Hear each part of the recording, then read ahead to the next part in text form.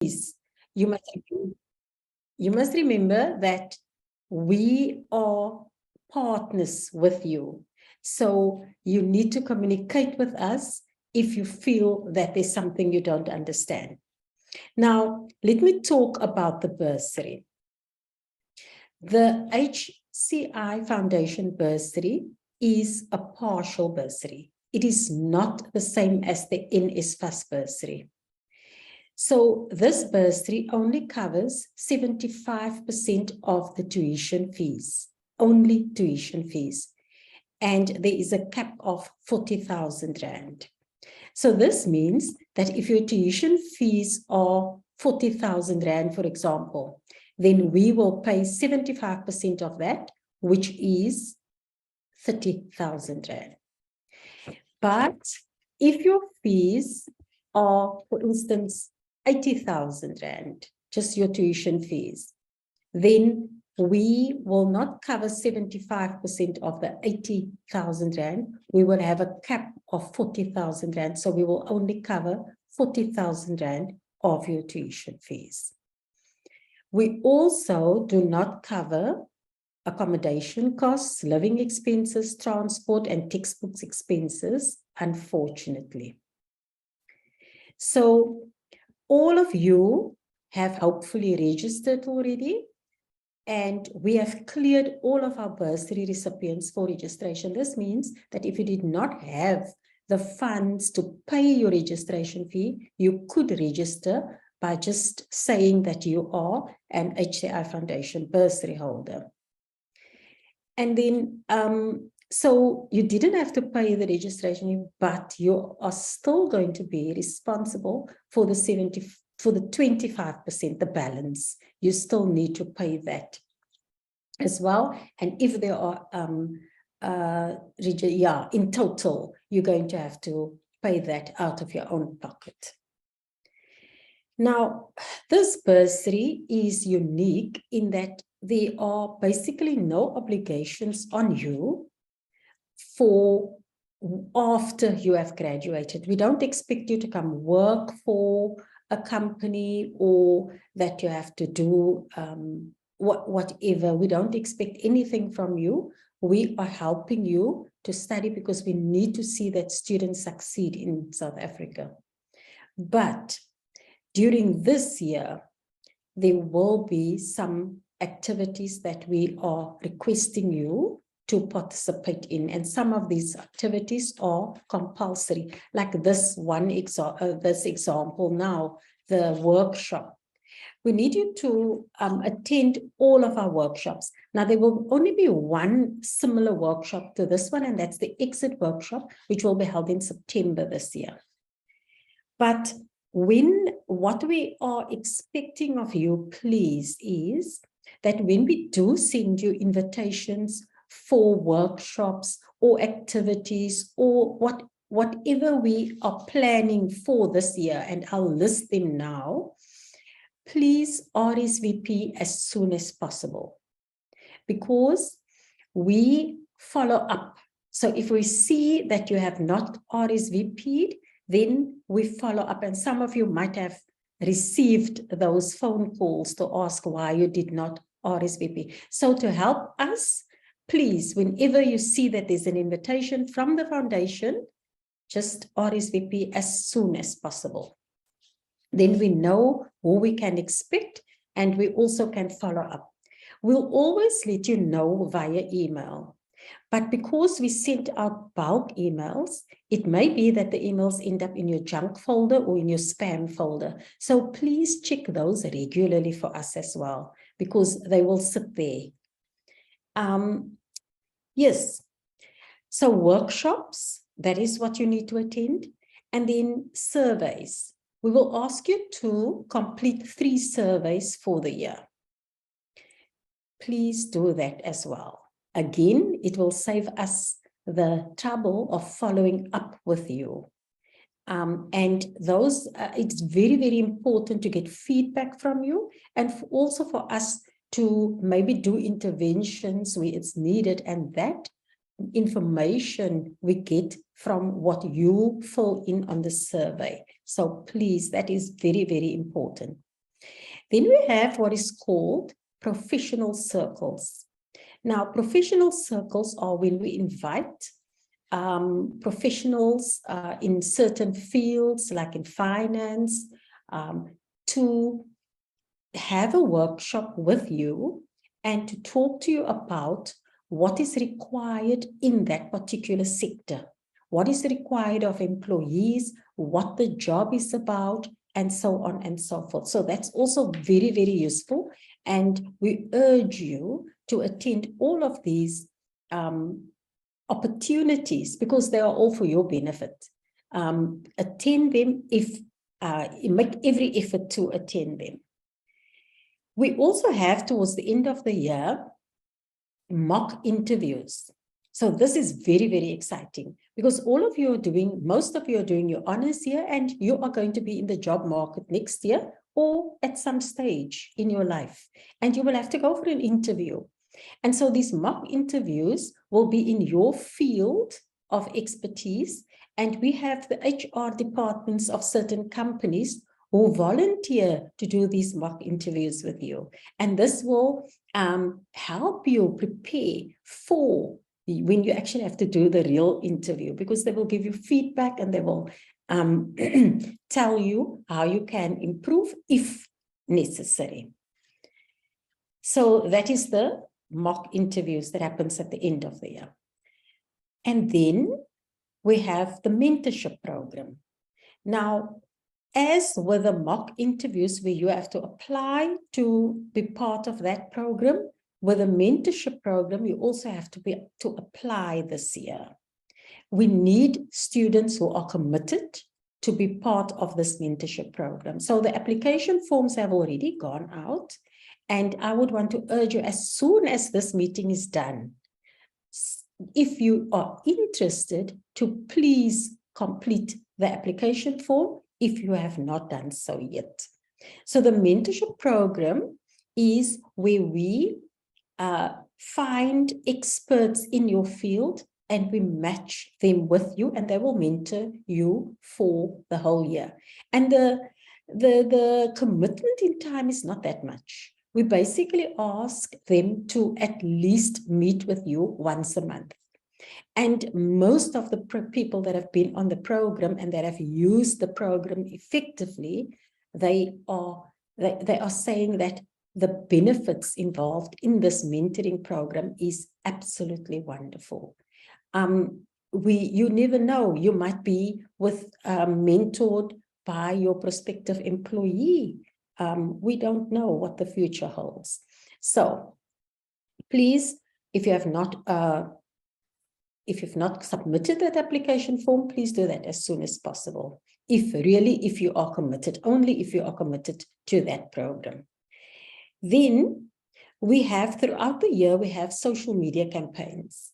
So we will have a campaign on where are they now? In other words, where students have been before, one of our alumni, and what they are doing at the moment. And it would help you also to know what those people are doing who have gone through your footsteps, or who has paved the way for you already. You are following in their footsteps now. Then, we have our social media pages on Facebook, on LinkedIn, Twitter, and you can also check us out on Instagram. So follow us. If you like what you are seeing, then you like the post, or you can comment on the post as well. But you need to follow us, because there we will also remind you of some of the events that will be happening throughout the year. And then all of these things that I've mentioned, don't worry too much about it. We will inform you about it as the time grows near. But the AGM, the annual general meeting of the HCI Foundation, will take place on the 26th of July, and we want to urge you to attend that meeting as well. And then we have events that we are planning for our alumni people who have graduated, but you are also welcome to attend those events as well. So you are now doing a postgraduate course for the first time. And this is so different to an undergraduate course. It requires a much higher level of academic rigor and for you to be successful. Now, we are sponsoring you because we want you to be successful. We are really betting on you, and we are putting all our hopes on you that you are successful this year. So therefore, we want to urge you, if there are any challenges that you are facing, please contact Sinetemba or myself, because we're not promising anything, but we can maybe try and assist you with whatever challenges you are facing. Don't wait till it's too late. Anything that will affect your academic progress, you need to let us know about it. Because, you know, at the beginning of this year, we contacted all those who didn't really pass all their modules at the end of last year. And the reasons that they gave for not passing ranged from, well, we had mental health issues, and that's quite normal. We had financial problems. We had we couldn't cope with the workload. We didn't understand the module and all of that. Now, if they reached out and they talked to us, then maybe we could have done something about it, you know, and then they didn't have to repeat and register for another year, which will just set them back for a year. So let's talk to us, communicate with us. That is what we want. And then also you need to reach out to all the services that are available at the university. There are counseling services. You reach out to your lecturers if you don't understand something, your tutors, your study groups, your peers.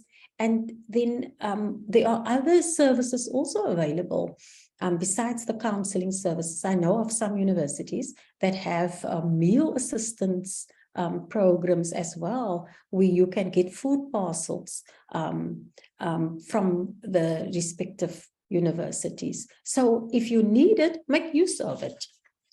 And then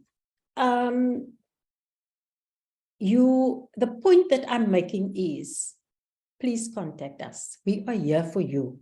We are, the bursaries is a major part of our programs, and we need to make sure that when we give a student a bursary, that we support that student as well. And that is what we really want to do. So please contact us if you need assistance or if you just need to chat.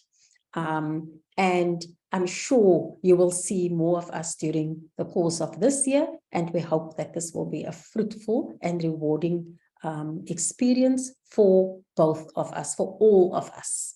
Thank you very much.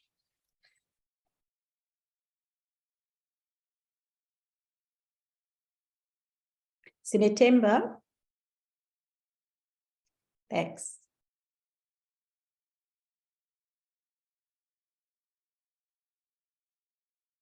You're on mute, Sinetemba. Oh, sorry about that. I was asked. Thank you very much, Fadila, for that session. I think you explained it very well. Does anyone have a question or clarity seeking around what Fadila just presented to us? So I wanted to know, where can we get the applications for the mentorship? Okay, we'll answer that. Okay, George will answer that. We'll just have to combine the answer for all the questions. So you may come in. Hi, Sinetemba. Yes. In terms of, she talked about in terms of the event, né? So if, okay, we should be part of the event. Let's say, for instance, the event is in Cape Town. So my question to you is, will the HCL fund the transportation, or we have to pay for our transportation? Okay. Okay, Okay. okay, we did capture your question. I'm sure Fadila is capturing those questions. She will reply. Ntlebi Ayabulela, you may come in. Okay, thank you very much. So, she mentioned that some students last year failed some of their modules. Now my question is, since you guys are funding 75% of our tuition, what happens if a student fails maybe 2 modules and has to repeat the modules next year? Do you guys still fund that student, or you just support the student? Thank you very much. Okay, thanks, Ntlebi. I see no hand is raised. Do you want to come in, Fadila, to answer those questions?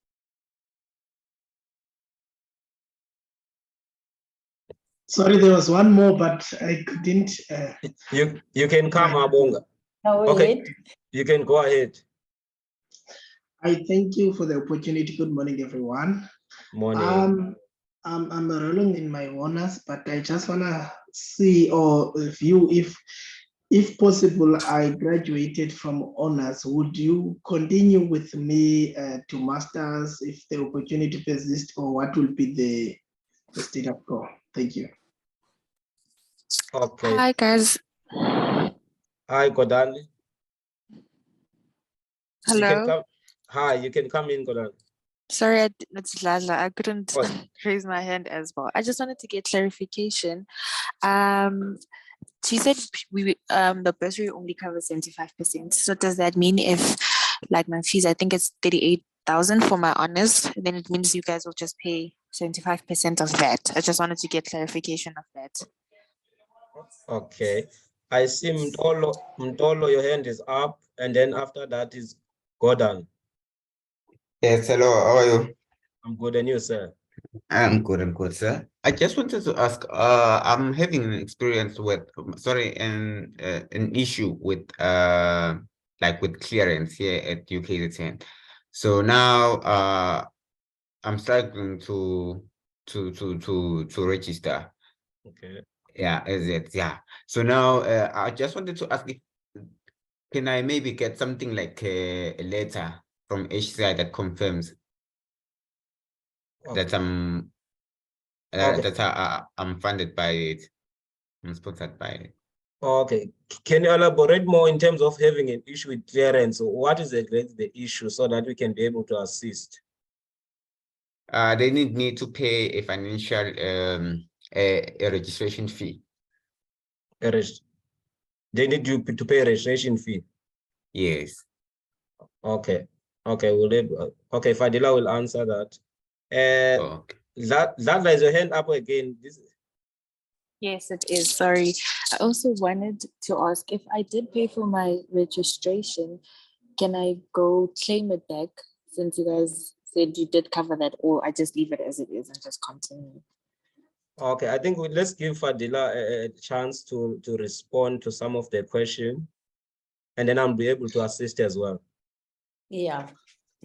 Thank you, Sinetemba. So I'll start with the last question. If you've paid the registration fee, unless you get another partial bursary that covers the 25% that we not covered, then that will go towards the 25%. The university will not release funds if you're still owing. But because we're not a full cost bursary. So I hope that answers the question. For Mtolo, we have sent a letter to all the universities to ask all our bursary recipients to be cleared for registration so that you don't have to pay registration fees. However, if there are outstanding balances, or I don't know if they are, mostly it's outstanding balances, then they do not, they put a hold on the registration. So you just need to explain to us exactly what the issue is so that we can help you with that. But the letter has been sent to the universities already. You just need to tell them that you're a bursary recipient and they have a list of all the people that should be cleared for registration. What happens is that students sometimes change universities and then their name is on the wrong list. So if, let's just check if that is not the issue also. And then someone asked 75% of 38,000. So yes, we will only pay 75% of 38,000 Rand. The cap means we will not pay more than 40,000, even if the 75,000 happens to be more than 40,000. I hope that clears that. So what we will pay for the student to ask is 75% of the 38,000 Rand, and that the rest, the balance, you will have to cover yourself. There was a question regarding whether we will assist you to continue towards your master studies. Unfortunately not. What we found is that there are very many bursaries available for master studies, but the gap is with the postgraduate diploma and the honor studies, and that is why we are helping there. So we only will give bursaries to honor students or postgraduate diploma or advanced diploma students. So unfortunately, you'll have to apply somewhere else to carry on and do your masters. Also, if students have failed, say we sponsored you for the first year, and you now have 1 or 2 modules that you need, that you will need, to repeat, then we are not going to sponsor you. What we want to do is to give students who really, really would not have had the opportunity to study other than with our help. We want to give them the opportunity. So if you were given the opportunity and you didn't fully make use of it, I know sometimes there are very, very valid reasons, but unfortunately we have to give those ones who are studying for the first time the opportunity again the following year. So we are not going to assist you if you are going to fail 1 or 2 modules that you have to repeat next year. The best is to work very hard so that you pass all your modules. And then there were questions, there was a question about events. So our alumni events, we obviously can't accommodate everybody at the events. We do invite our ex-bursary recipients as well as our present bursary recipients. But what we want to do is to do in-person events within the different provinces.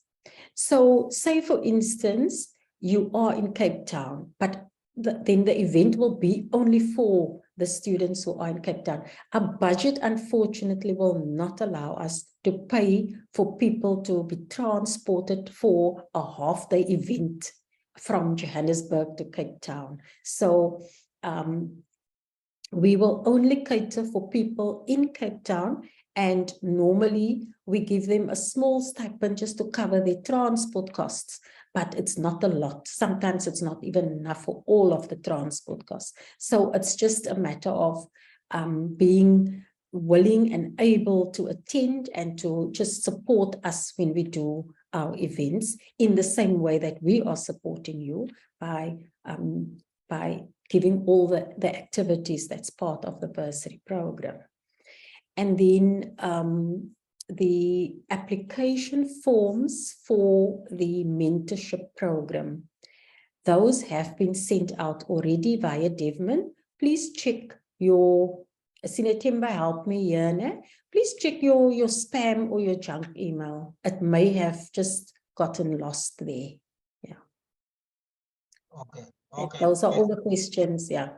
Yes, okay, just on the application, we'll send it before the end of the day. I think there's some technical issues around Devman, but we're sorting that one out. That's why you have not seen it yet. We do apologize for that. Also just to add on the transport, especially, we have pickup points, especially in Cape Town. We use mostly Golden Arrow, but in other provinces, we will have pickup point to say maybe at this campus, the transport will be available at this time. And then the money that we maybe give is for them maybe taking a taxi to the campus to that pickup point. Then that's how that money, the little money, will be able to assist you. I just wanted to add on that. So I think, yeah, if you have more questions, you can put them on the chat room. We'll be able to answer there. So I think for now, thank you very much, Fadila, and for your presentation and answering the students. I think let's move to the next segment of our session, which is we are supposed to have, according to our agenda, Dr. Tebogo, but due to load shedding, he has moved to other place so that he can access the internet. But we'll bring in the Counseling Hub. Counseling Hub is one of the organizations that we fund through our grants, because as well we do fund NGOs working in communities, either for ECD, food security, advocacy. So Counseling Hub is one of those organizations that we fund. So what they do, they assist especially our students, but they will be able to explain it to you. They assist our students. So what do you do as our student? You can make a call to say, okay, I'm Bongi, where I'm funded by the HCI, and then you can make an appointment, then they will call you, and then they will do counseling remotely. But they will explain it more on the following session. So welcome, Dutu and Nandipa. Good morning, everyone.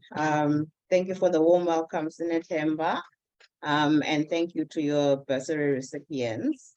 As mentioned, my name is Nandi Pakanya, and I manage the remote counseling program here at the Counseling Hub. So I'm going to share my screen if I'm able to, so that the conversation is nicely structured. Are you able to see my screen? Not yet. Not yet. Not yet. Not yet. Okay. Let me try again. Okay.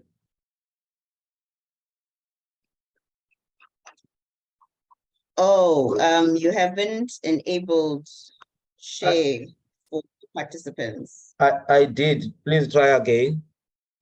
Okay. Okay, so let's try again. Apologies for that. All right, there we go. Okay, and are you able to see my screen now? Yes. Okay, lovely. So we are the Counseling Hub, and our session is really to talk to you about mental health, as well as how to access mental health support services. The Counseling Hub as an organization was founded in the year of 2019, and this was in response to the lack of equitable mental health services in Cape Town. So various first services for the first few years were serving the Cape Town community. And then when COVID hit and we had to go remote, the opportunity to then also incorporate remote counseling services came on board. So we now have face-to-face counseling services as well as remote counseling services. So in recognizing that basic mental health is a social justice, the Counseling Hub has committed itself to providing a low-cost service. So that is what sets us apart from many other organizations that provide mental health service or counseling services in Cape Town or in South Africa as a whole. So that is who we are as an organization, and short and roughly what we do. And now we are going to talk about mental health and actually understanding what it is when we talk about the terms mental health. What are we talking about?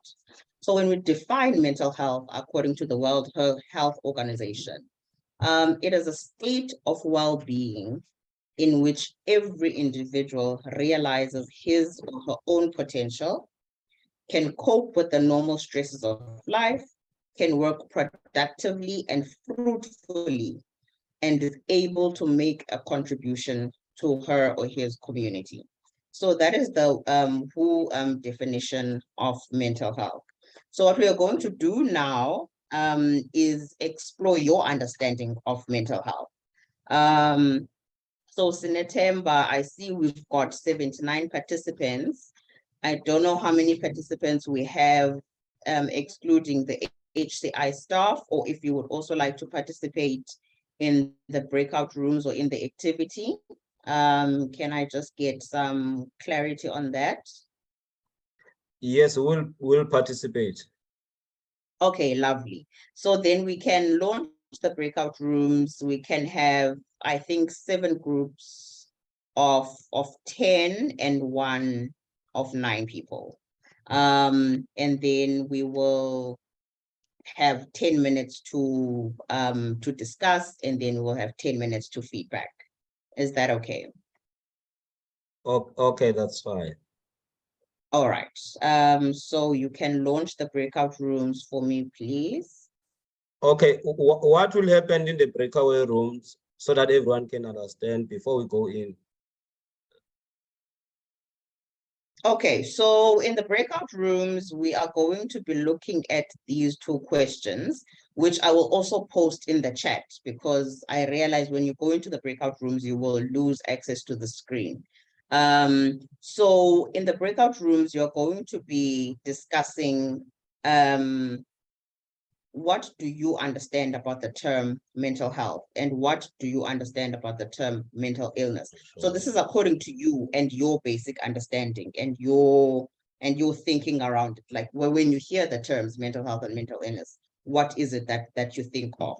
And then the second part of the question is, where do you think that you have learned or heard the information that has informed this understanding of mental health and mental illness? So basically, where have you heard or learned the information that has informed your answers? So that's what we're going to be doing in the breakout rooms. And then we come back, and in your group, you can choose someone who's going to give a broad feedback, just some basic points around what was raised in the breakout rooms, and share with the rest of us. And then we will have that session. So this is really just to explore what do we think mental health is as people, as general South Africans. What I like most about this group is that we have great representation from across the country. We also have good representation in terms of all the various fields of study. So I think it's going to be very interesting responses that we are going to get from when we do the report back from the breakout rooms. Yes, so that is what is going to happen. Is that clear for anyone? Are there any other questions? Okay, it seems like there are no questions, so I will just launch the breakaway room. Thank you so much.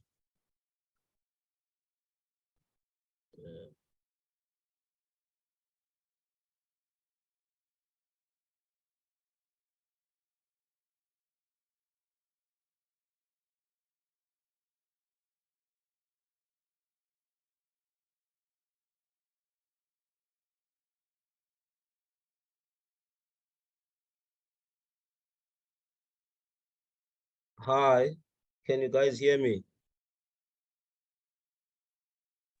Yes, I can hear you. Okay, I think we have 10 minutes, but I'm not gonna lead this session. Bongiwe, can you lead us? Because I'm dealing with technical things, joining other people to other rooms. Just to answer those questions. Or is there anyone who want to lead us on this session?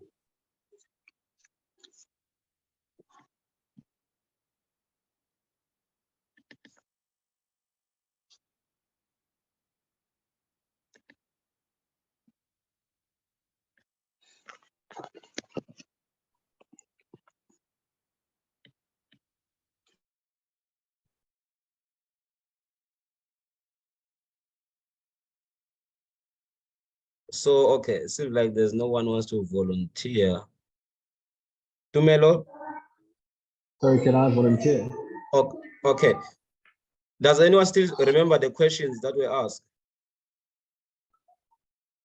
Yes, you Wait, you can go ahead, Tumelo, to facilitate us.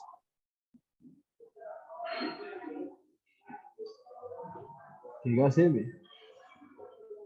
Hello?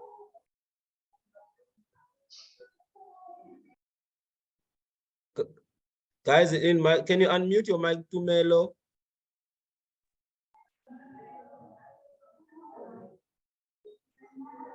You guys hear me? Yes, we can hear you. It's Junaid here. So I wanted to answer like the first question because I can't remember what the second question was. For me, your mental health is basically your overall well-being. So whether if it's your physical, your mental, your emotional, or your spiritual well-being. And then mental illness is, for me, it's about the sickness or the symptoms of one's being. You hear that? Yeah, I don't know Yes. what the second question was. I can't quite remember what the second question. Yes, can you remind each other about the question? Let me just check. We're losing that as well on the chat.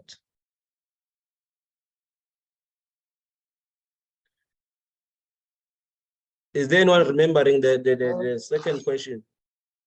I think the second question, if I can remember correctly, just correct me if I'm wrong. The second question was about when did you realize that you got an understanding of these concepts that there was mentioned in the first question, so mental health and mental illness, I think. Okay. Does anyone want to try to answer that?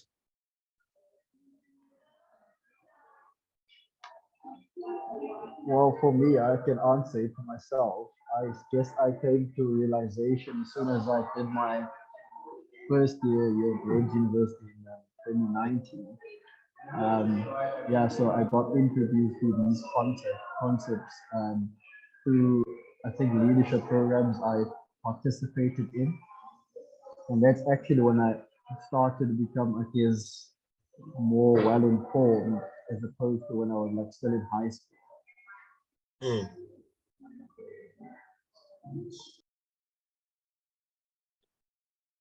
Okay, does anyone want to give a try? Your understanding around the mental health, and then where have you been aware or when about this concept? Hi, Snatemba. Hi, everyone. Hi. I think I will just add a little bit on what was just said now about mental health, because that's also how I understand it. But I just wanted to add that as these aspects were mentioned, the emotional, the social well-being, and the psychological well-being of a person, I wanted to add that it also kind of like mental health also kind of affects or determines how one copes with the stresses of life, how one interacts with other people around, like in the social aspect, how one like handles and deals with everyday life. So for me, where I heard like this definition, or where I realized what mental health was I think in my studies. That's the first time that I clearly understood, because I also took psychology as my major. So that was the first time where it was clearly explained and I actually understood what mental health was. Okay, thank you, Kakamba. I think we have 5 minutes, but if I may ask maybe this, because I'm not sure about the question, but maybe what are the common trend or the common causes around mental health that you come across? Maybe someone that you know, or someone that is in your area and all that. What are the kind of like trend?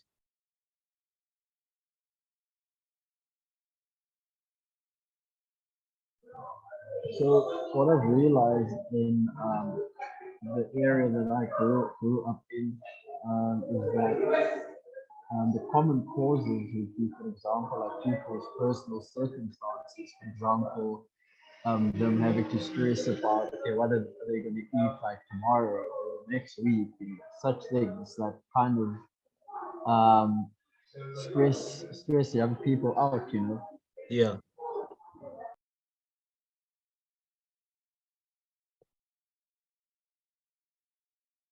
And then maybe if we can bring it to I know you guys have been in academic for some, let's say 3 years, 4 years, 5 years in the space, but in the space of academics, what are the common causes that usually students face? And then you find that then the student become depressed.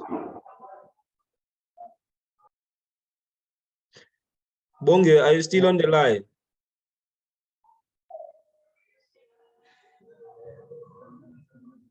Well, someone actually answered the one. Sorry, Natemba.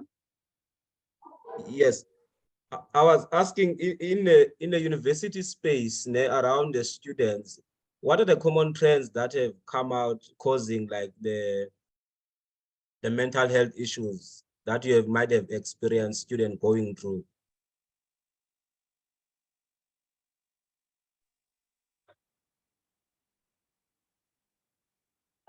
Can I answer that?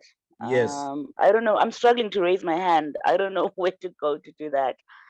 But I think some of those issues are, excuse my voice. I think some of those issues are like the workload, like the academic workload that also like puts students under pressure and just I don't know, kind of becomes like a lot for them, as well as sometimes the family situation. You do know this for a fact that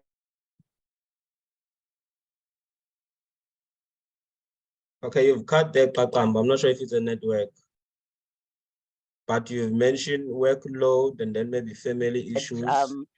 Most students think that also adds on to, you see, for example, that person does not even have, oh yes, so you find that that person doesn't even have like family around or anyone to support or to back them up or to run to when things get too much. So those are just some of the things that contribute to students like having mental health problems. I don't know if that answers your question. That's just what I've come across. Yes. Okay. Also, one thing I wanted to, how is the in terms of the university? I know you come from different universities, but how is the system in a university in terms of assisting now the students? Because you had a lot of students that are having the property. In terms of the assistance, how is it?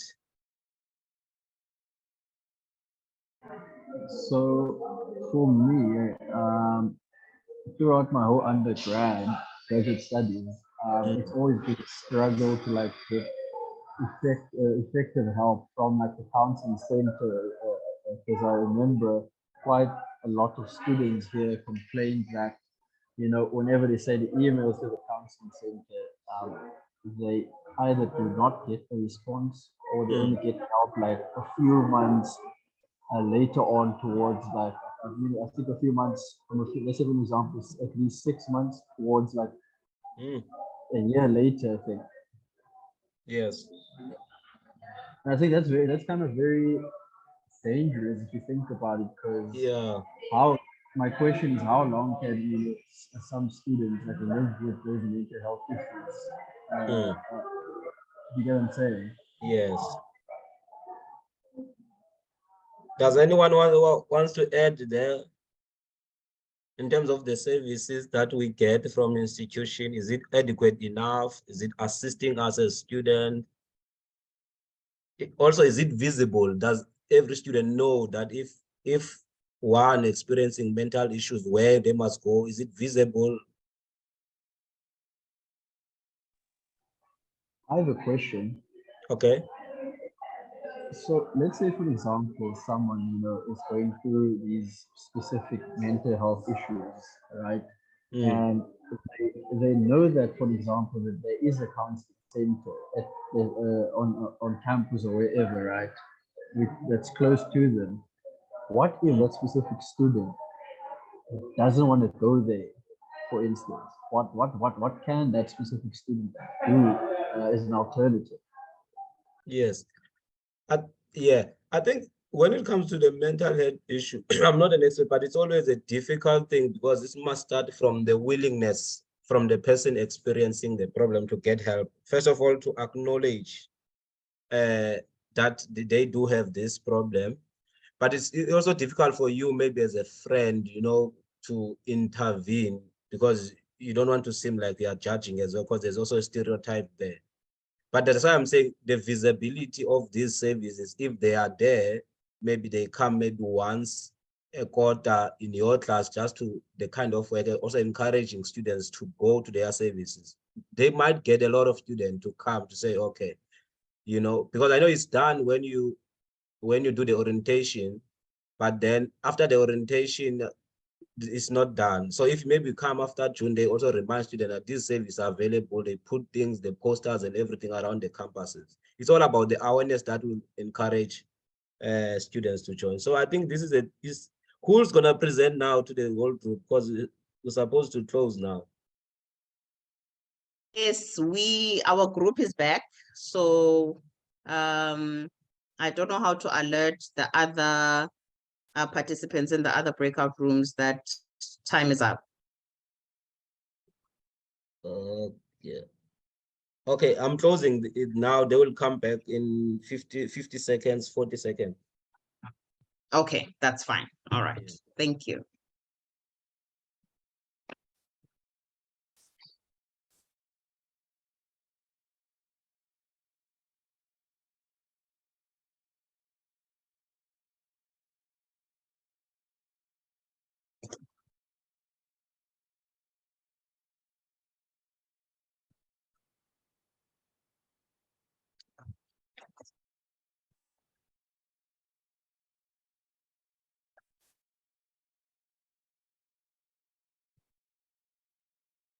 Ten seconds, they will be here.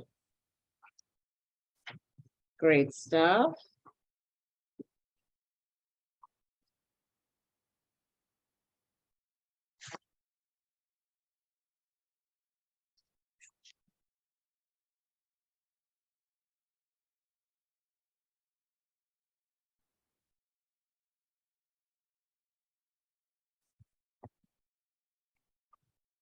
I think they are back.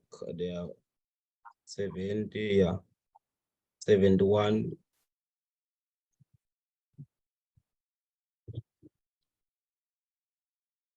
Is that everyone? Yes.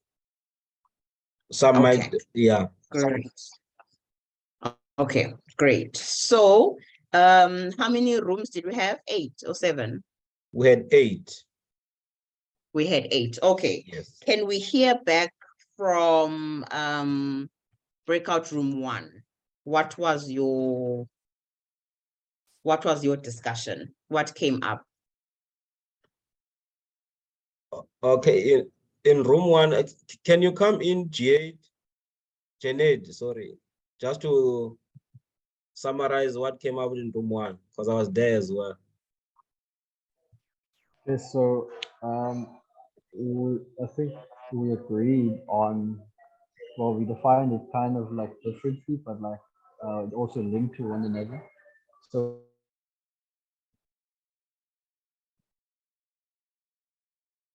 Janet? also You're breaking up. spiritual well-being. So can you hear me now? You're breaking up. We couldn't hear you. Can you hear me now? Yes, we can hear you now. Go ahead. Okay, so health, it refers to your overall well-being, right? So the physical well-being, your mental well-being, your emotional well-being, and the spiritual well-being. And then for mental illness, it refers to basically the sickness / symptoms of one's being, right? And then, so our group couldn't quite remember what your second question was, but I think I have an idea of what it was. But in terms of the realization of when we started understanding or getting to understand these specific concepts, so it's like mental health or mental illness. So for me, I said that I only got to understand these two concepts better when I started studying, when I started my undergraduate studies in 2019 at my specific university. Okay, thank you for Yes. that. I hope it was a stimulating conversation. Thank you for that great feedback. All right, can we hear from group 2?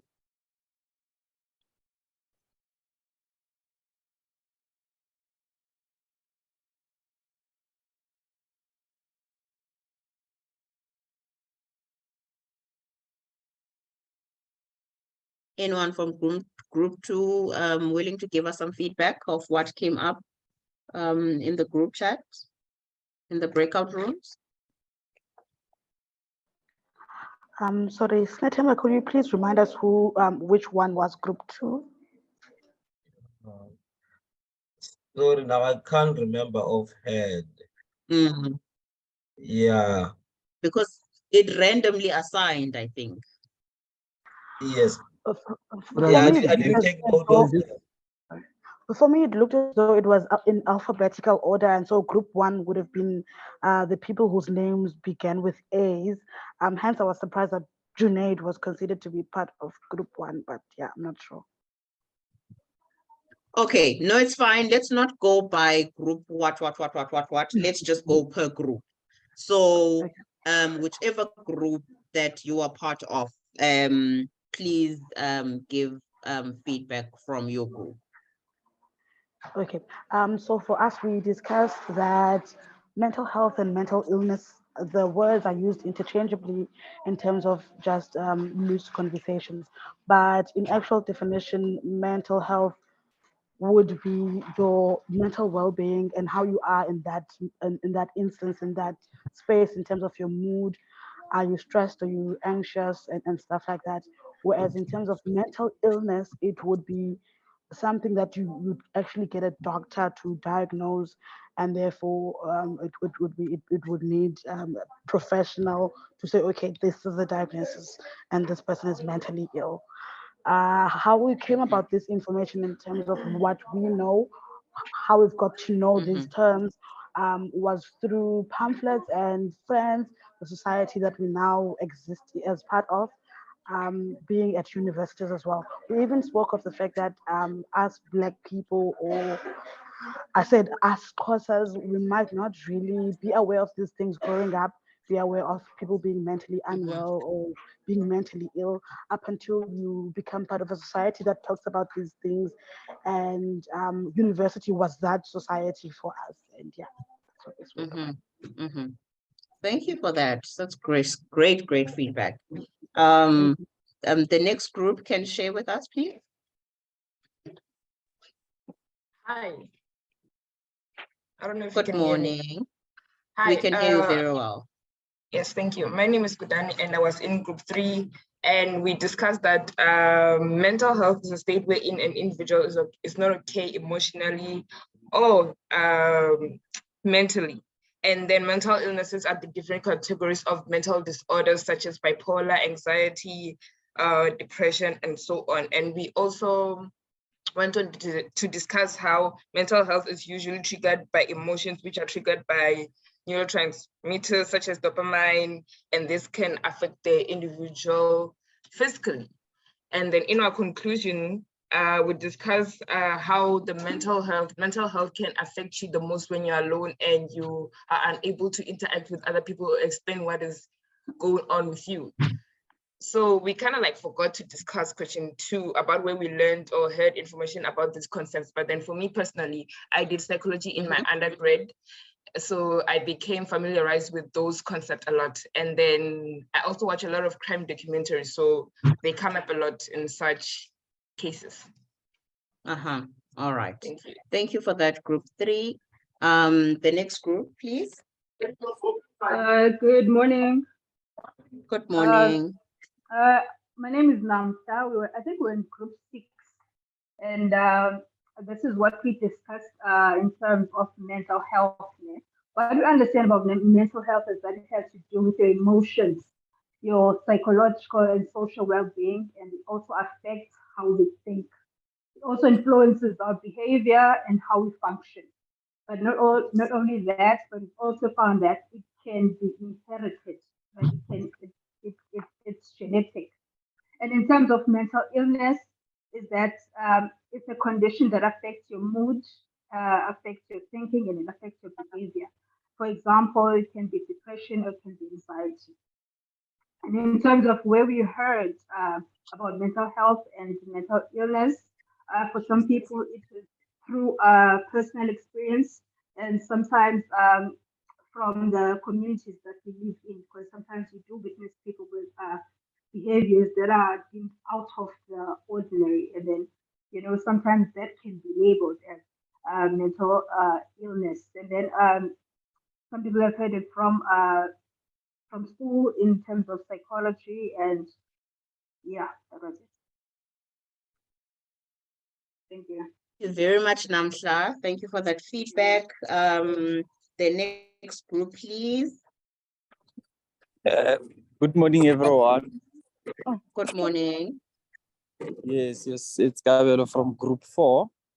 So we came up with a conclusion that mental health, it's anything that has to do with your body, your soul, your spirit, anything that makes your life function well. And mental illnesses being any condition that has been diagnosed either by a medical doctor, psychologist, or any other mental health care practitioners, which also will involve, for example, if there's something that is not going well with your mental health, maybe you're overwhelmed, depressed, you have anxiety issues and all those things, then when they become diagnosed that you are already, for example, if you are diagnosed for that mental illnesses, then it becomes an illness.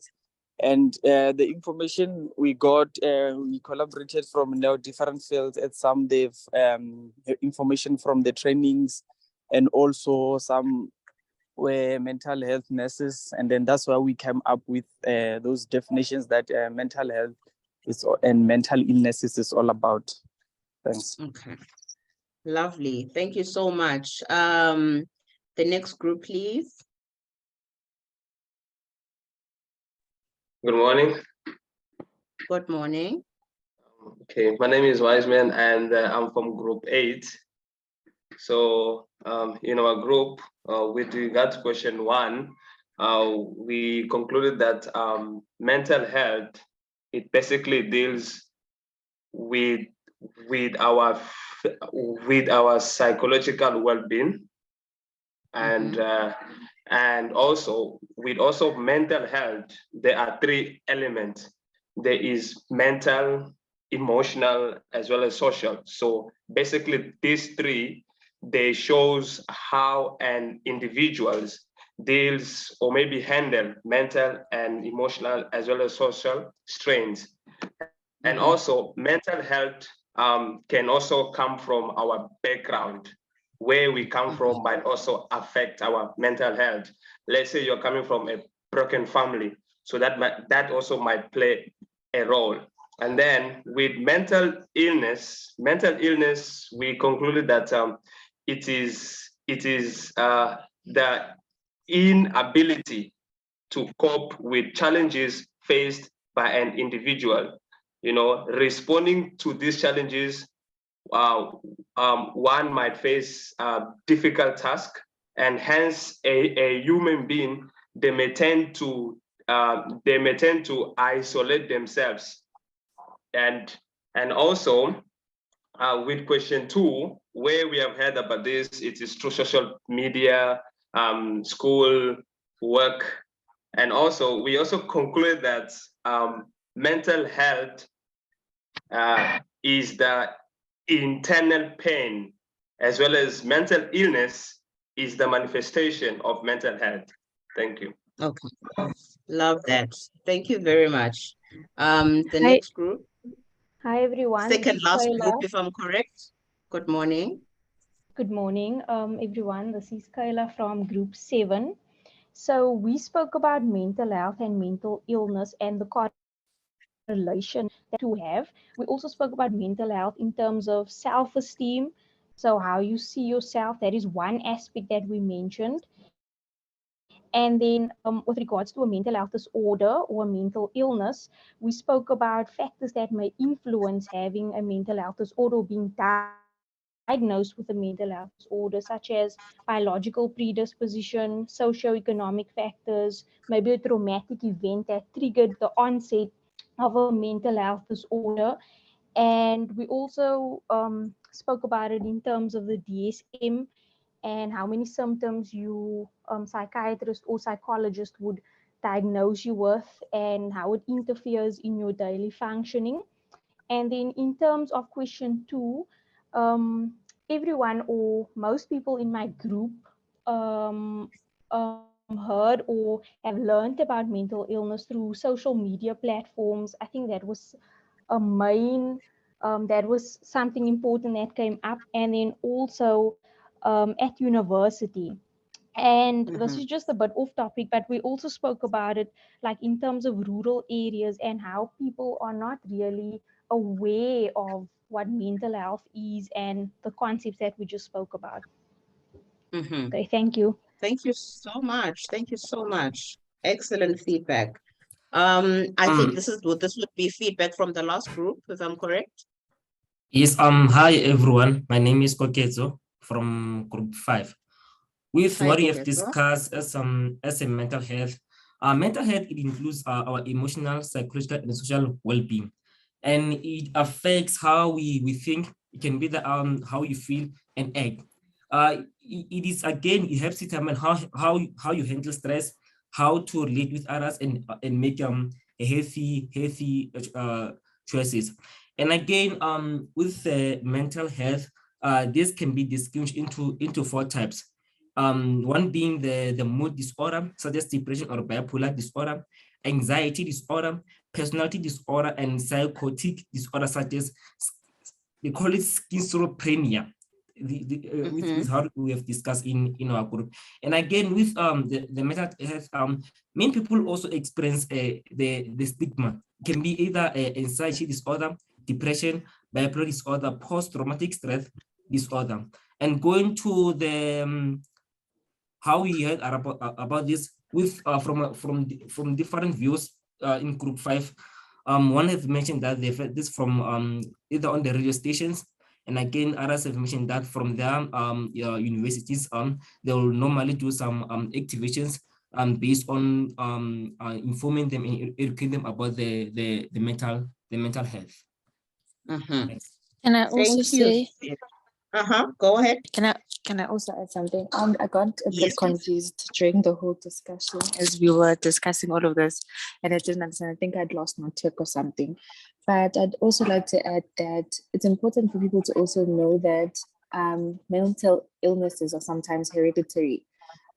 We inherit them from our parents.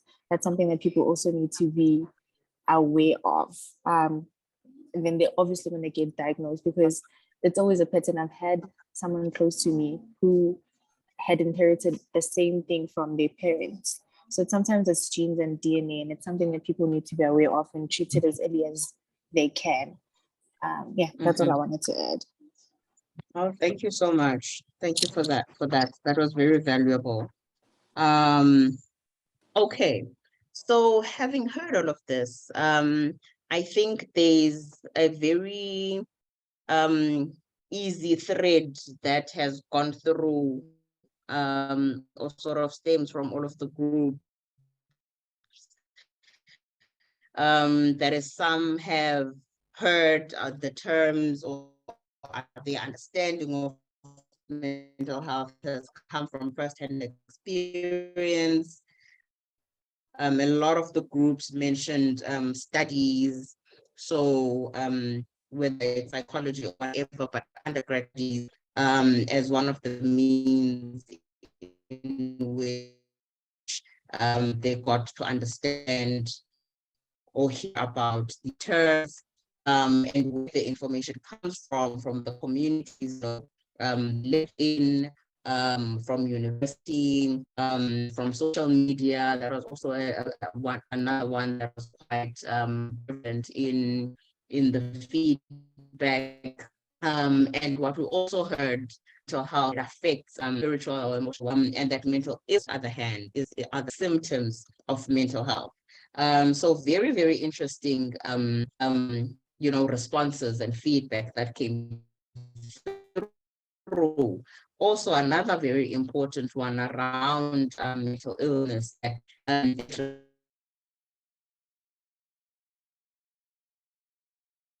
Hi, Nandipa. Okay, I think we have lost Nandipa.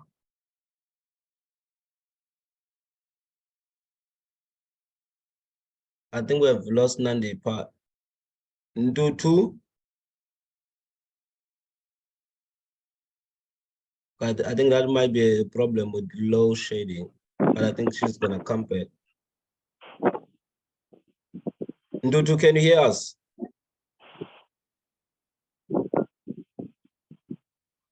She's not.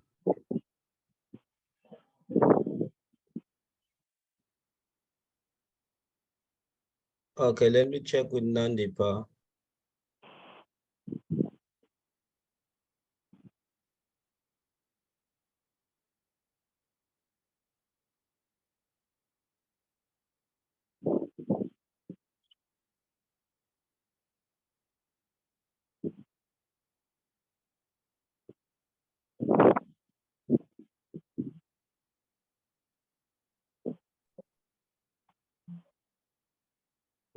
Hi everyone. While we wait for Nandipa on Tutu as Netemba is trying to see what happened.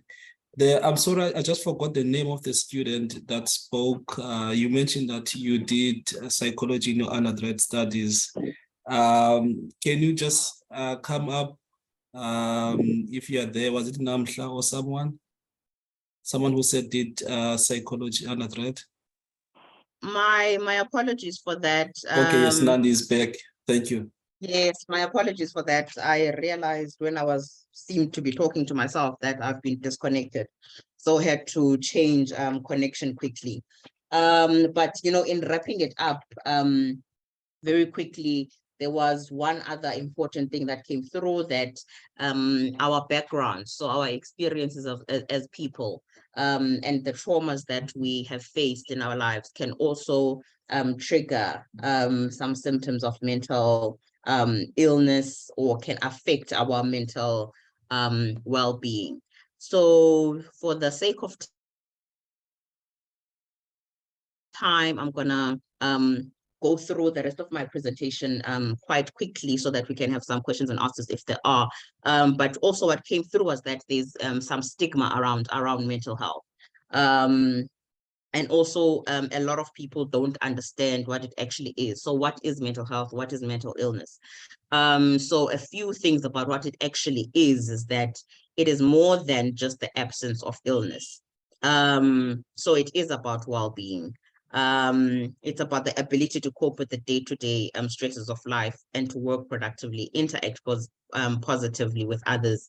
Also came through in the feedback from the groups. It affects how we think, how we feel, and how we act. It also determines how we handle stress and how we relate to others and how we make choices. So also a very important point is that mental health is important at every stage of life, from childhood, adolescence, right through to adulthood. And this again is also very, very important, especially bearing in mind that we live in a country that is highly traumatizing. So on a daily basis, there's high levels of crime, there's high levels of violence. So that threat to your well-being is ever present. Therefore, a lot of people experience at different stages of their lives some form of mental ill health. So very quickly, there's lots of studies done around the prevalence of mental health and of mental illness and disorders in South Africa. And the most recent one was a survey that was done by VETS MRC. DPHRU, and this was in 2022, which stated that more than a quarter of South Africans suffer from depression. And this is much higher than the data that is collected in comparative surveys in other countries such as the US and Germany and Australia. In fact, South Africa, the rates of mental illness in South Africa are double or are more than double of those in Brazil, which is also classified as a low and the middle income country.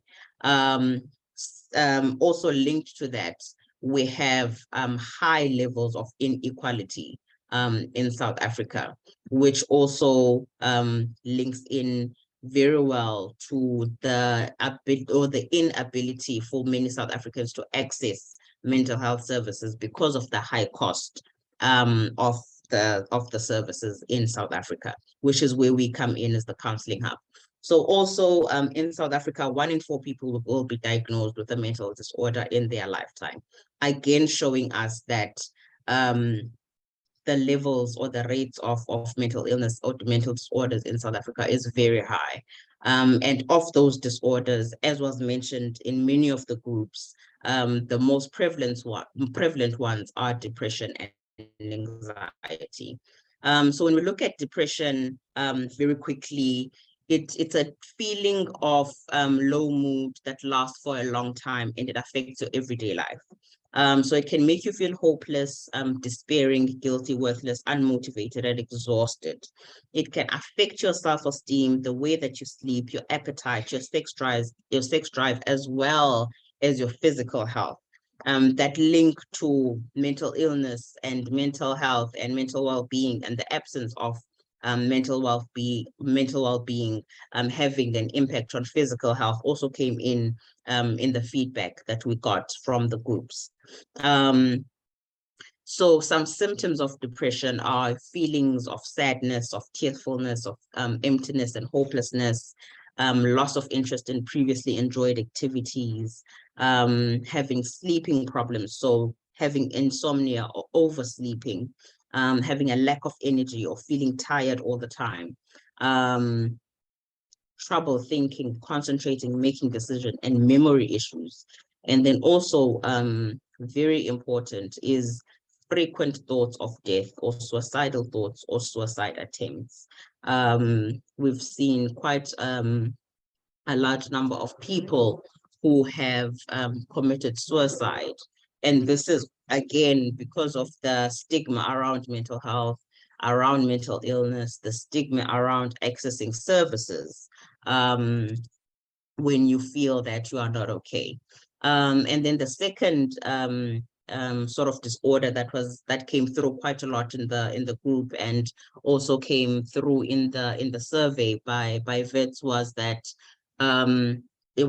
anxiety is another disorder that is quite prevalent in South Africa. So anxiety is what we feel when we are worried, tense, or afraid, particularly about things that are about to happen or which we think could happen in the future.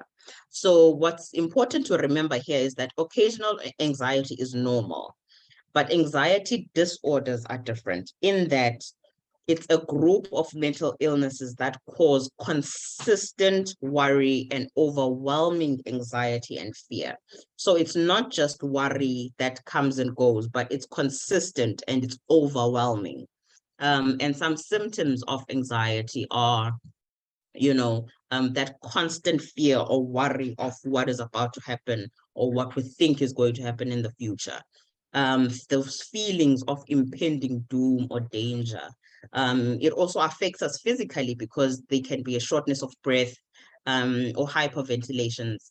Your heart rate can increase, so having heart palpitations, dry mouth, feeling nauseous. Also obsessively avoiding feared places or places that you feel might trigger your anxiety. So thinking about a problem repeatedly, this is another one that is very common in people who suffer from anxiety. That is thinking about a problem repeatedly, which is called rumination. So in that process, it's like a tape that runs in your head constantly, and you can't switch it off. So that's one of the main main symptoms of anxiety that cause people to have this consistent fear. Hi, why- Nandipa. Hi, Nandipa. Sorry to disturb. Can you please share maybe your slides? Because is my screen no longer? Yeah. Oh no, apologies for that. I thought I had shared it again. Apologies for that. I'm sharing again.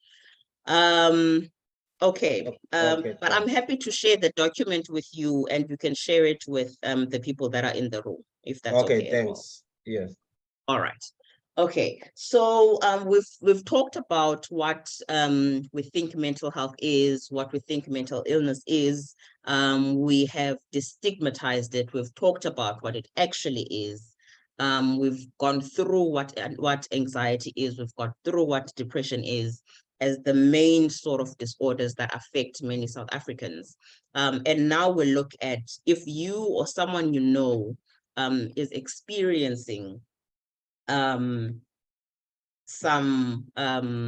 is having some difficulties or challenges, what is it that you can do, or what is it that can be done? So firstly, there's a first level of support that anyone can provide. I mean, as people, often you will get a friend, a family member, or someone who will come to you and say that I'm having a very difficult time, or I'm having a very difficult day, or I'm going through something very difficult.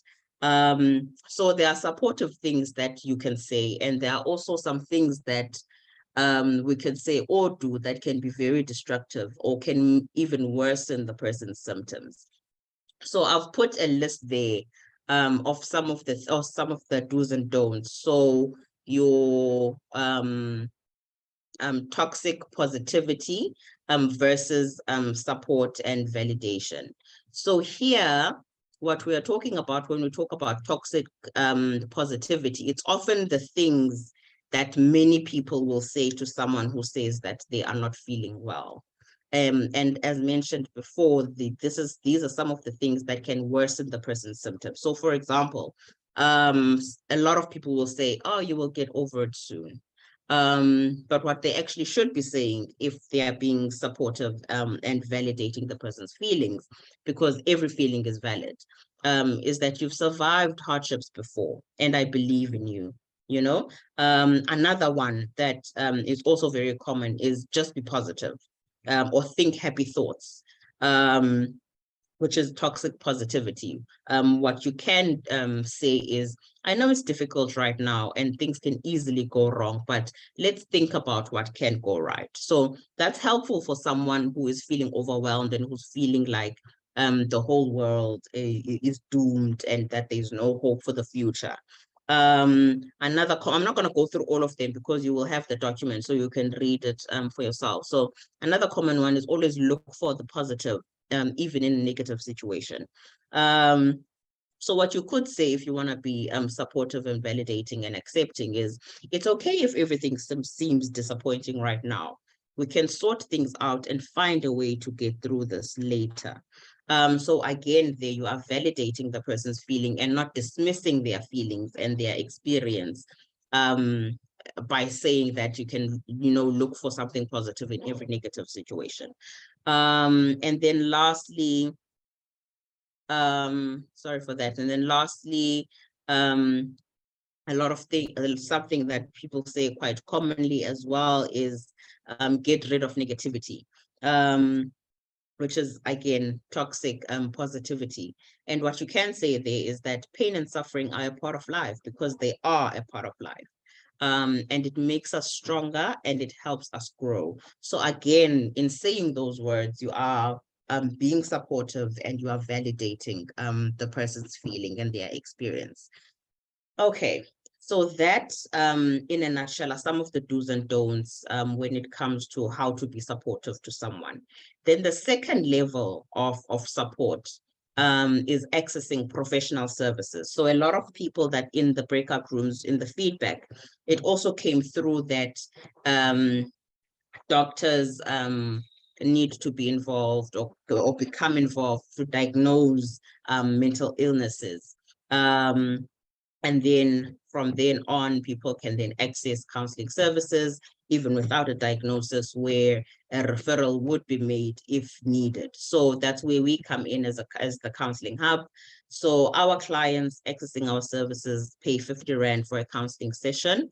And this represents a fraction of the cost that individuals and families have to contend with to access mental health services in South Africa. So for a client, for an everyday client, you would expect to pay anywhere between 600 to 1,000 Rand per session in order to access mental health services. So how can you get in touch with us, and what is it that what services do we provide? So we provide short-term face-to-face counseling services for individuals. That's a minimum of 4 sessions. A maximum of 12 sessions, but that is in exceptional cases. And then we can extend. So usually our counseling services are 4 to 6, and then we can extend to 8 if there's probable need, and then to a maximum of 12 sessions. That is at 50 Rand a session. And then we have short-term remote counseling services for individuals as well. So again, the same as face-to-face counseling, the same principles apply there. And then you can contact us via our website. So that is counselinghub.org.za. You can also visit us at our offices in Woodstock. We are in Woodstock, Cape Town, for those who are in and around Cape Town.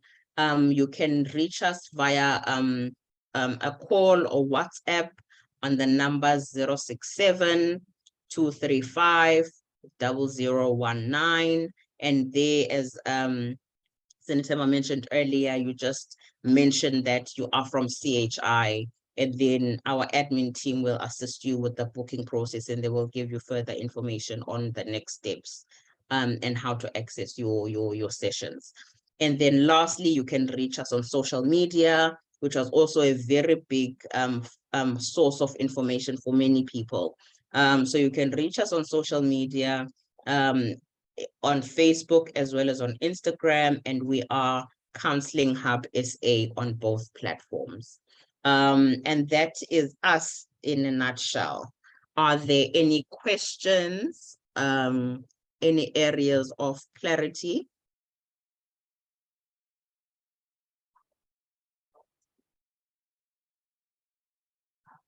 Okay, while we're waiting for question, if you maybe, Nandipe, you can remove maybe your sharing of screen. Okay, all right. Yeah. Done.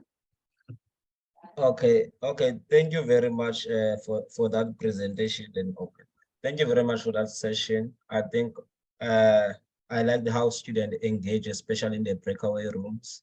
It seems like there is an awareness, but the problem, I think, is the access, the access that you just mentioned. I think fortunately enough for our students, they don't have to pay that 50 Rand. So yeah, so that's one of the perks of having our bursary. So you can just call and then say you're from the HCI Foundation, then they will assist you. So if there is any question from the floor.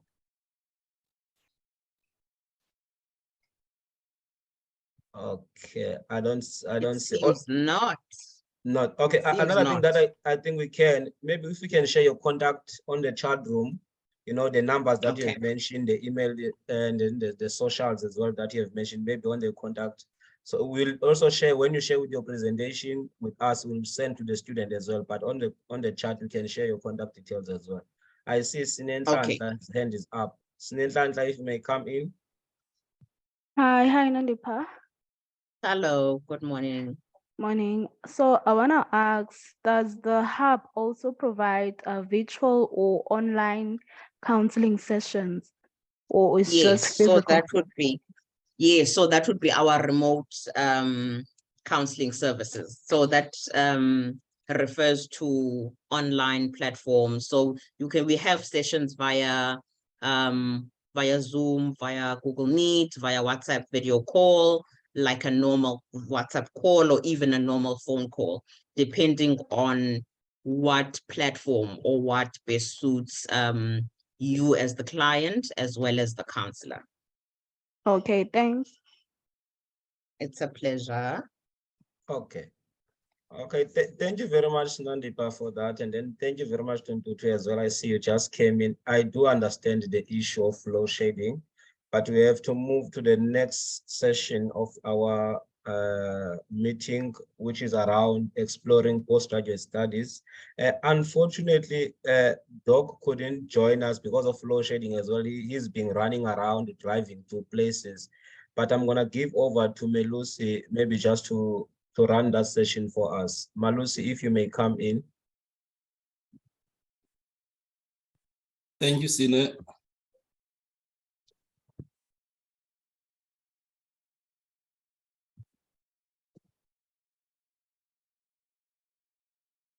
Hi, everyone. I hope I am audible. We also welcome those who have just joined in because of classes.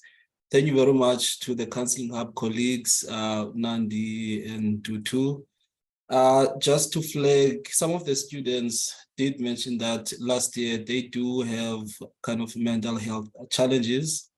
And that some of them, they have led them to not complete on record time their honors or their postgraduate studies.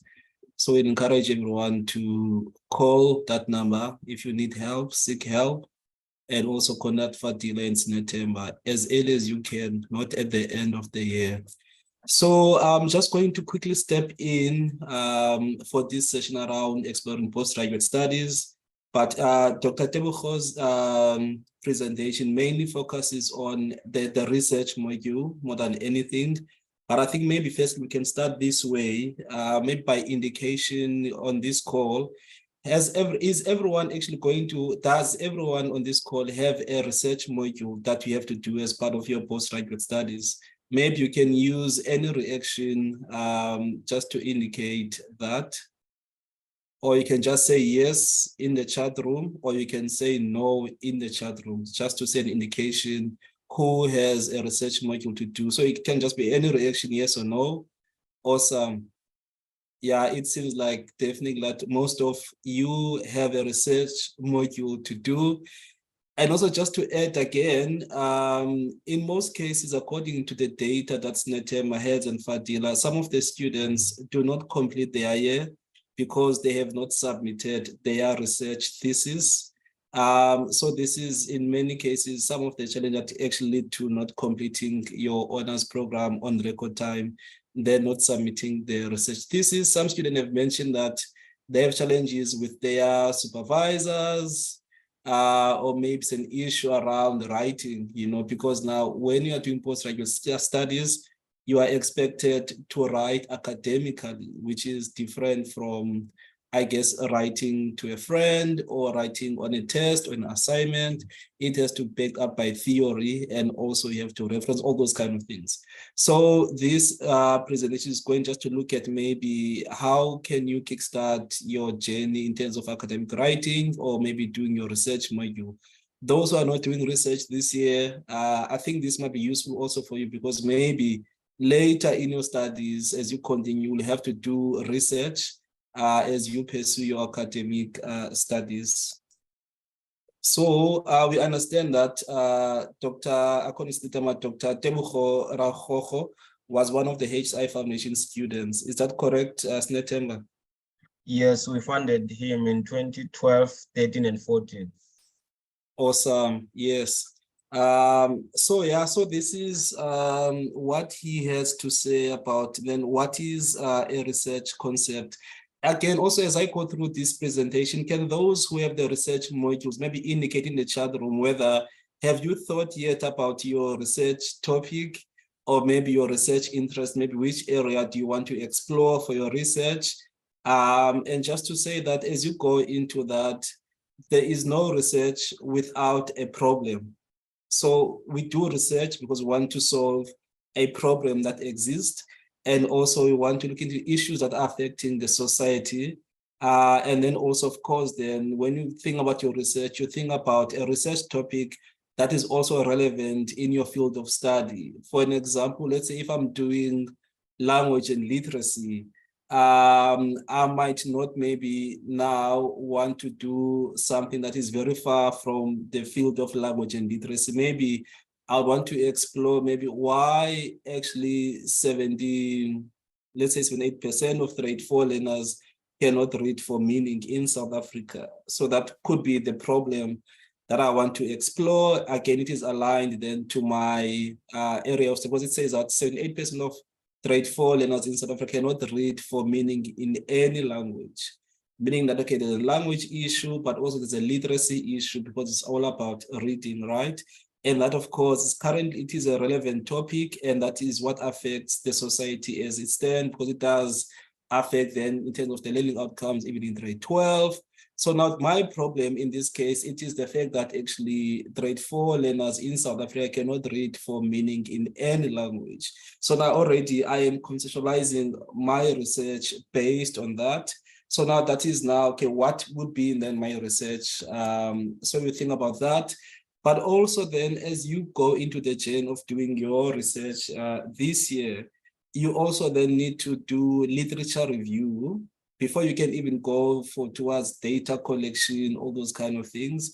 But now obviously literature review, it is again to test or maybe to demonstrate that you are well read in the area that you want to research. Meaning that now as Malusi wanting to research on why grade 4 learners in South Africa cannot read for meaning in any language, I therefore need to reach what does actually the literature say already about that problem. What research has been done already? What were the findings from those research that was done? What was recommended? And also at the same time, actually identify maybe what are the gaps, maybe one of the gaps in the literature that exists already. No one explored what could be maybe socio-economic impact in terms of learning outcomes. So maybe then I choose to explore that element, you know. Of course, then also doing literature review shows that you have an understanding of the area that you want to explore, and also actually you are making reference to other scholars that have done the same kind of work that you are exploring for your research. But of course, then you also need to think about your theoretical framework and also actually what theories will you use to guide and shape also your argument. Maybe part of the theories I'll use maybe is more about second language acquisition theories, or maybe I will use theories around new literacies, you know, what they say about how children learn to read, and also all those kind of things. So what will be your theoretical framework? So you think about that journey as you start to think about your research and you work on your research. But of course, now, once you have your literature review, you have your theorization, you know what is your topic, you have read, well read in the area of research that you want to do. But of course, you need to understand actually what will be your research methodology.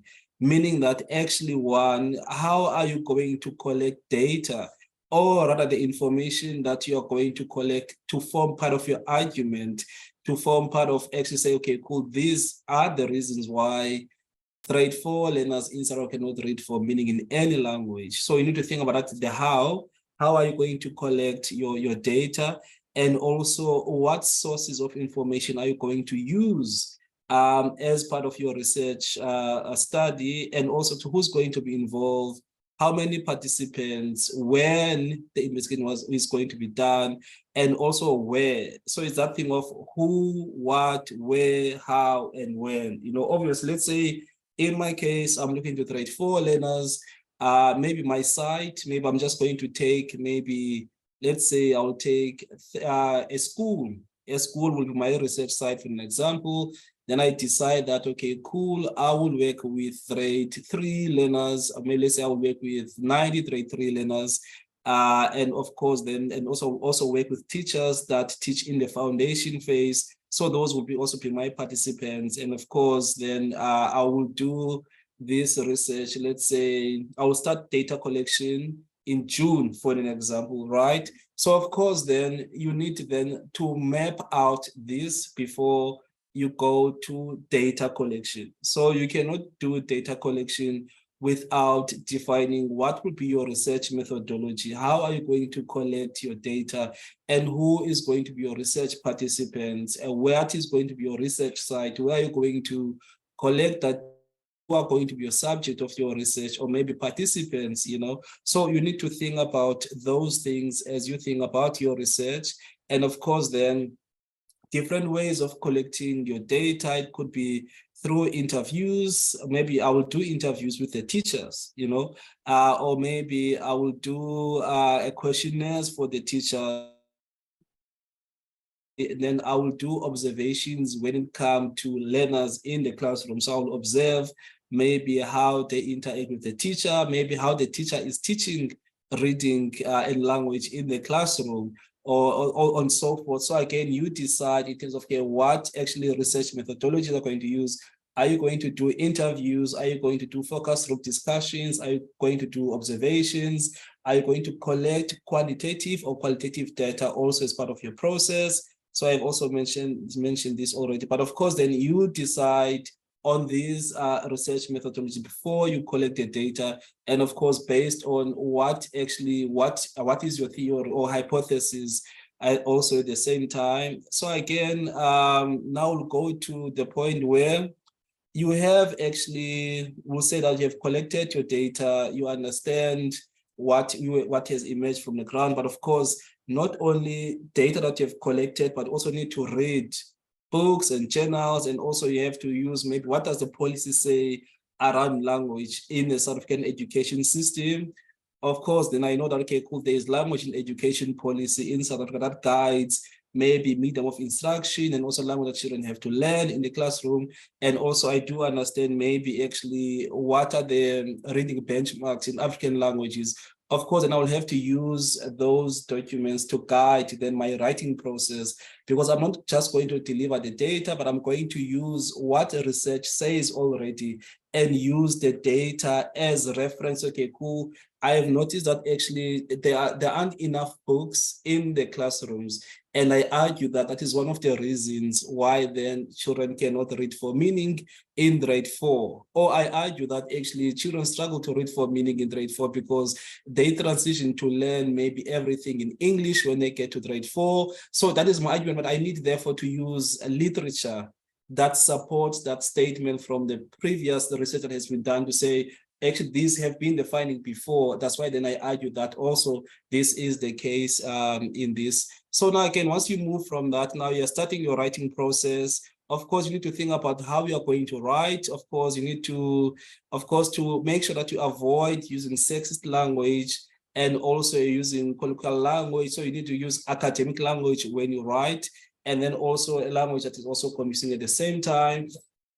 So also in the language that you write in actually has to be academic, and also you need to reference, and then also you need to make sure that your grammar is accurate, you use punctuation correctly, and then also you don't contradict the statements that you make in your research.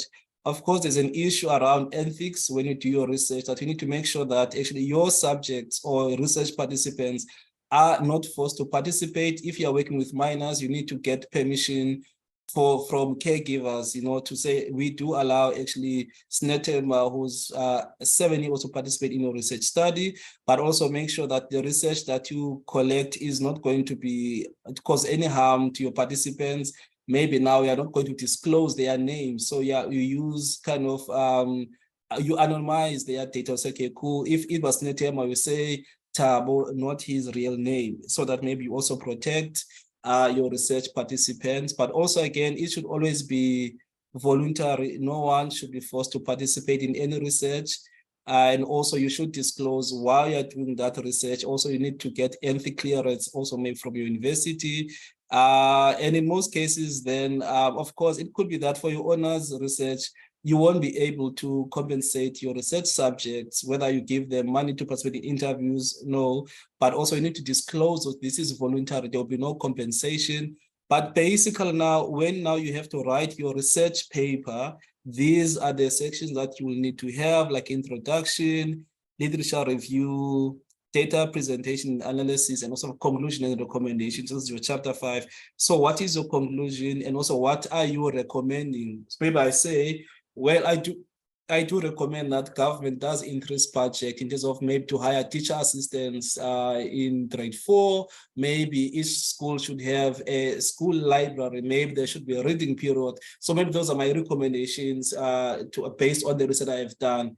So this is where the presentation for Doc is ending. On his behalf, ngiyalebuga, ngiyabonga, enkosi, ndovukwa, ngiyathokoza, inkomo. Thank you. I think it is at this point, maybe if there are any questions, or maybe someone wants to share anything that relates to your research, maybe you are not sure, maybe how to go about it, or maybe, obviously, maybe most of you now, I don't think you already have supervisors already. Maybe later you're going to be allocated supervisors, but I would advise that actually you make sure that you keep in touch with the supervisor, you deliver the work. Remember, your supervisor will have maybe 20 students to supervise. So if you don't reach out to him or her to say, hey, this is how far I am, you might not hear from the supervisor, and you might only wake up at the end of the year having not submitted your research paper, and of course, then you won't complete your honors program on record time. So I don't know if there are any questions when it comes to postgraduate studies, or maybe someone wants to share your own experience so far, or maybe from the past, or maybe you have already done some work you would like to share with us. I don't know whether these two hands are new or it is old hands. Nitema, maybe you can guide on that. They are new. They are new. Okay, cool. We'll take them those questions now. So someone says we are given a research report. How do we go about it? So can you maybe explain what you mean in terms of what to do with it, or what? I'm not sure if I follow your question. Yeah, so maybe those who, can you maybe, Snetema, bring in the two hands up? Thank you. Okay, thank you very much, Malusi, for that. Namhla, if you may come with your question and then follow Godani.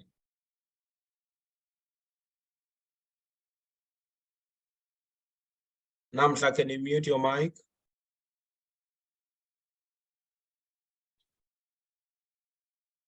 Okay, there's also Godani, if you may come, I can see Namhla. Hi.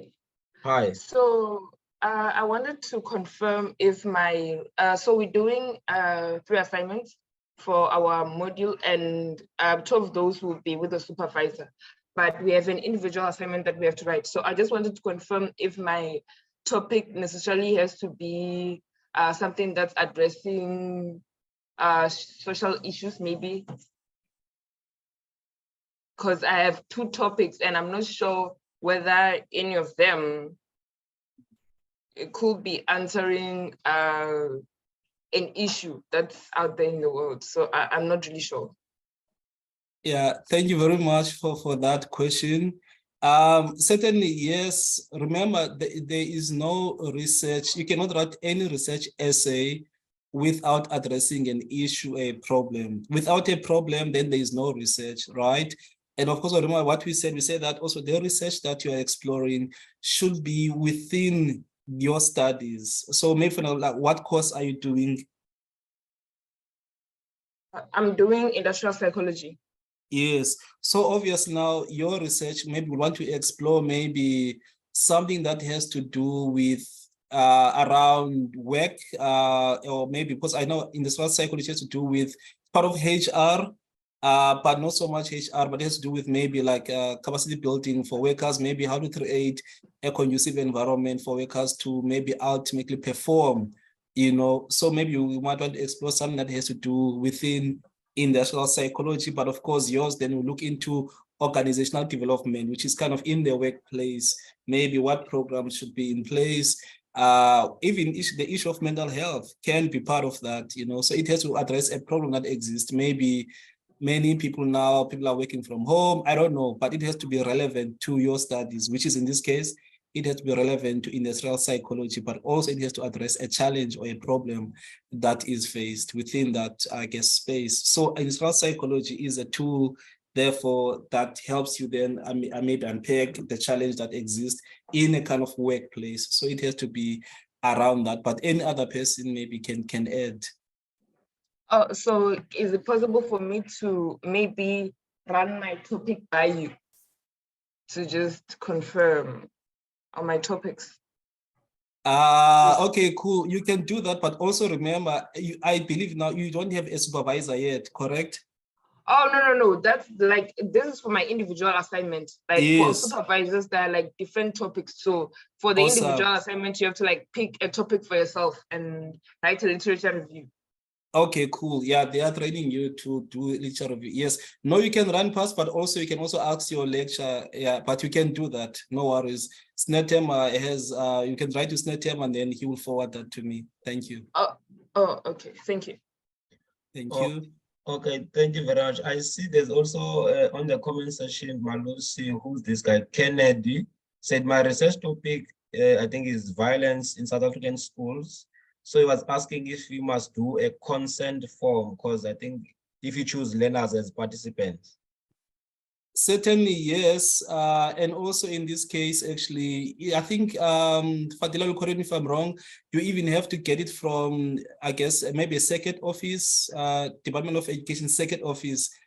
You can't just go straight to the school. You need to be cleared by the department to be able to do that. So you'll need to get clearance, especially if you'll be using learners or you'll be using a school as your research site. So you need to get ethical clearance for that, because we'll need to share your topic, what would be the outcome, what would be the benefit then to the schools and stuff like that. Yes. So the answer is yes. Okay. Yeah, I have responded to him in the chat. There's quite, he has to get a whole lot of ducks in a row before you can do research at a school. And it's not at the district office, it's at head office in the province that you must get. There are people assigned to give consent and allow you to do research in schools. Okay, thank you, Fadi, for that. I think we have run out of time. But in terms of, I think just to give emphasis on the research, I think it is important to do it as early as possible, because you still, especially if you still have other modules that you need to do, because through our data, we've experienced students saying they cannot cope, so they decided to maybe to put their research on hold, which means that they're not going to finish in record time. So I think bit by bit your research, and then you can be able to finish it in time, incorporate with other modules as well. So if there are no other question around this, I think we have to close our session today. But firstly, to say thank you to everyone who've made time. And I hope from this session you have learned a lot, and then you'll take it out there. And then as well as from the HCI team, thank you very much to our guest speaker. Thank you very much from the Counseling Hub. It was a very interesting session. Hopefully our students will use your services, and I also encourage them to do so. And then also, yes, thank you very much to Dr. in the absence, Dr. Temoho, and thank you very much, Maluse, for standing in. Hopefully the students have learned a lot, but for anything, please do contact us. We have an open door policy for any problem that you might experience academically, and also other problems. Please do, because we don't want to hear our students, they are not able to complete because of problems that we could have maybe referred them to proper channels. So with that being said, thank you very much to everyone. This closes our session. Okay, just the last one. Sorry, Sine. Please remember to follow us on Facebook, HCI Foundation, and maybe also there you can share maybe how was the workshop for you. And also you can follow us on LinkedIn and also on YouTube. So please, we'll be very much happy to hear from you. What are your thoughts about the workshop? So there is already a post on Facebook and LinkedIn that maybe you can interact with to share your thoughts about the workshop. Thank you. Let's wait. I have a cloud, I'm gonna lose it.